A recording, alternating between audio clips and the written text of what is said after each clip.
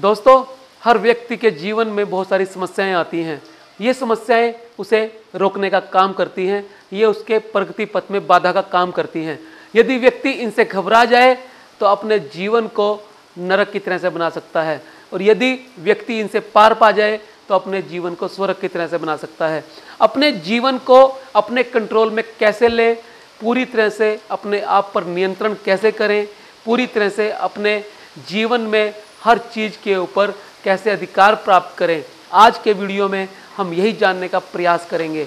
और ये हम जानेंगे एक बहुत ही शानदार किताब से, जिसका नाम है फुल कैटास्ट्रोफी लिविंग, और जिसे लिखा है जॉन कैबथ ने 1990 में। दोस्तों, बहुत शानदार किताब है। इस किताब के 5 लेसन हमें बताएंगे कि अपने जीवन का कंट्रोल, अपनी ज़िंदगी का स्टीयरिंग अपने हाथ में कैसे लें और एक शानदार जीवन कैसे जिएं। तो चलिए चलते हैं इस शानदार किताब के सफ़र पर।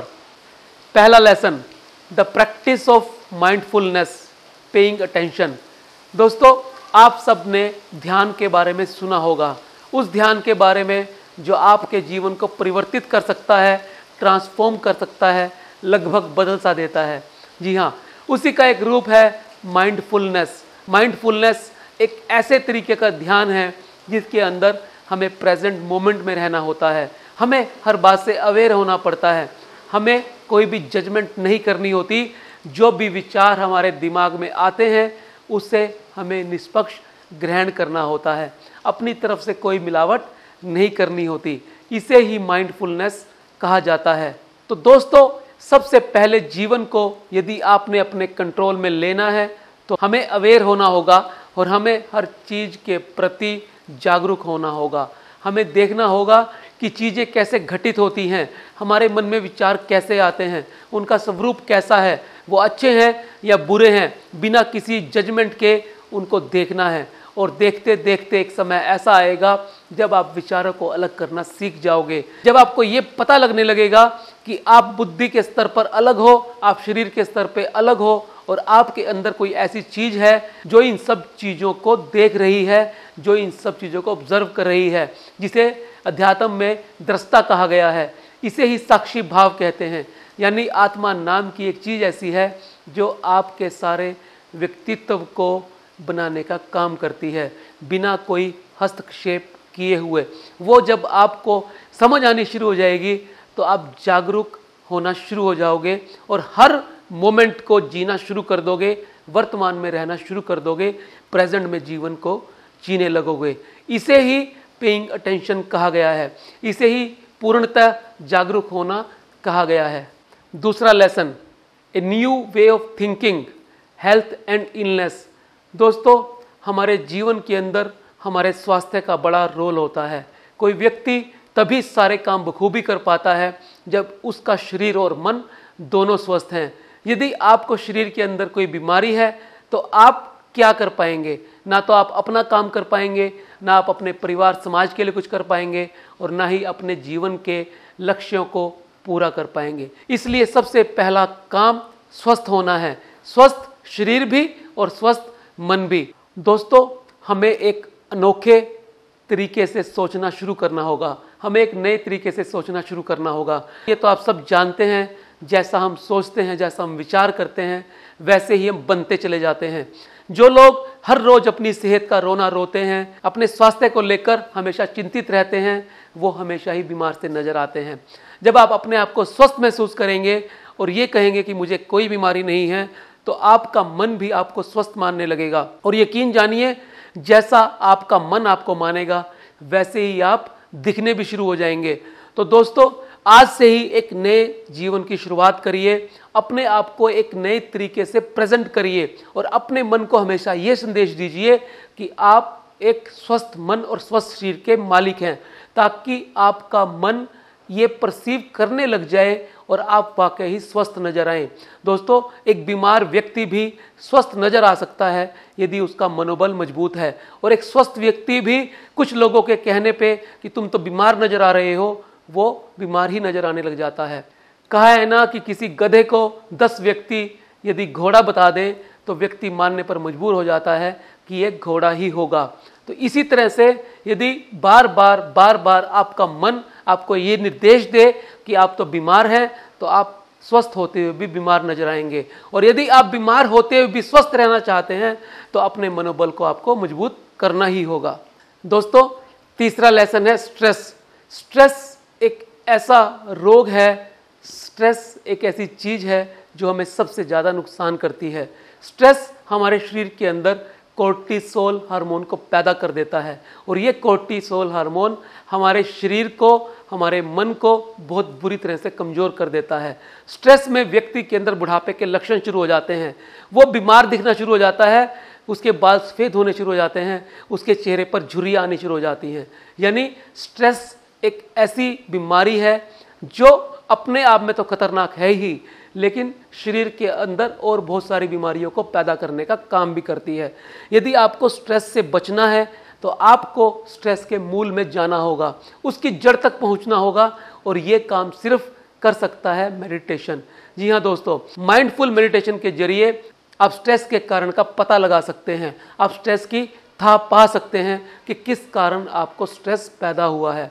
दोस्तों, जब आपको तनाव के, स्ट्रेस के असली कारण का पता लगेगा और पता लगते ही आप ये पाएंगे कि वो धीरे धीरे धूमिल होने लगा है, वो धीरे धीरे खत्म होने लगा है, उसका अस्तित्व अब नजर नहीं आता। इसे ही माइंडफुलनेस मेडिटेशन की पावर कहा जाता है।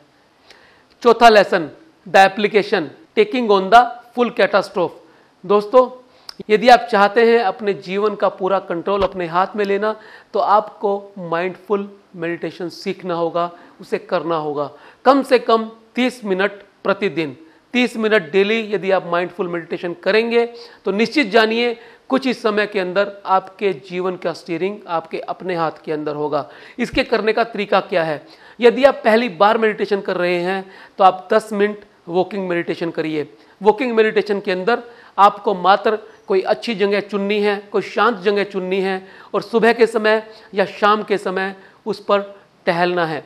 आपके मन में जो भी विचार आएंगे बिना उनको जज करे उनको देखते रहना है। एक समय ऐसा आएगा जब आप अपने विचारों के अंदर भेद कर पाएंगे कि कौन से विचार अच्छे हैं और कौन से विचार बुरे हैं। सिर्फ इतना अवेयर होने से ही आपके बुरे विचार लुप्त होने शुरू हो जाएंगे और अच्छे विचार आपके बलवती हो जाएंगे और धीरे धीरे आपका तनाव भी कम होगा, आपके शरीर की ऊर्जा का भी विकास होगा और आपका शरीर स्वस्थ बनना शुरू हो जाएगा और हर तरह की नेगेटिविटी आपके जीवन से निकलनी शुरू हो जाएगी। दोस्तों, जब आप 10 मिनट के वॉकिंग मेडिटेशन में अभ्यस्त हो जाएं तो दूसरा स्टेप है 10 मिनट के लिए सिटिंग मेडिटेशन कीजिए।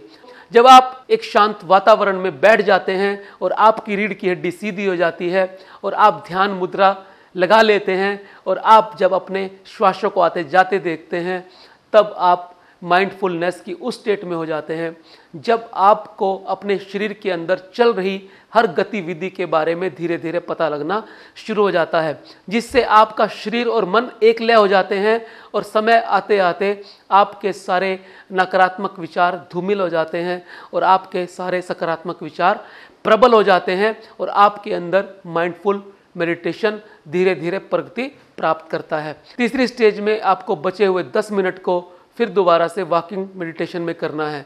जब आप दोबारा से चलेंगे और माइंडफुल का अभ्यास करेंगे तो आप माइंडफुल मेडिटेशन के अंदर बहुत बड़ी प्रगति को प्राप्त करेंगे। और दोस्तों, यदि आधा घंटा डेली आपने माइंडफुल मेडिटेशन कर लिया तो कुछ ही महीनों के अंदर आप ट्रांसफॉर्म हो जाएंगे। आपके अंदर ऐसे ऐसे परिवर्तन पैदा हो जाएंगे जो आज तक आपने अपने जीवन में कभी नहीं देखे होंगे।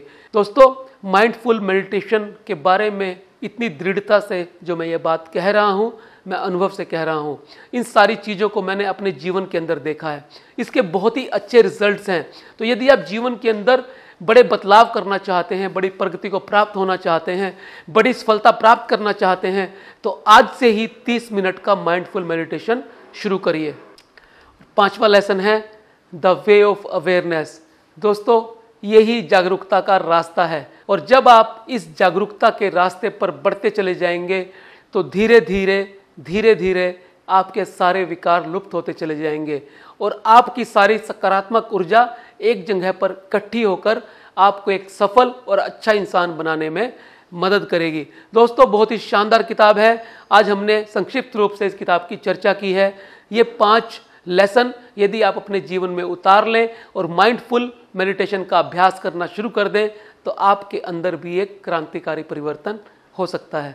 मैं उम्मीद करता हूं आज की ये बुक समरी आपको अच्छी लगी होगी। यदि आपको लगता है कि औरों को भी काम आ सकती है तो इसे शेयर करना ना भूलें और इस तरह के मोटिवेशनल वीडियो देखने के लिए चैनल को सब्सक्राइब अवश्य करें और बेल बटन दबाना ना भूलें। मिलते हैं अगले वीडियो में फिर एक नए विषय के साथ। तब तक के लिए नमस्कार।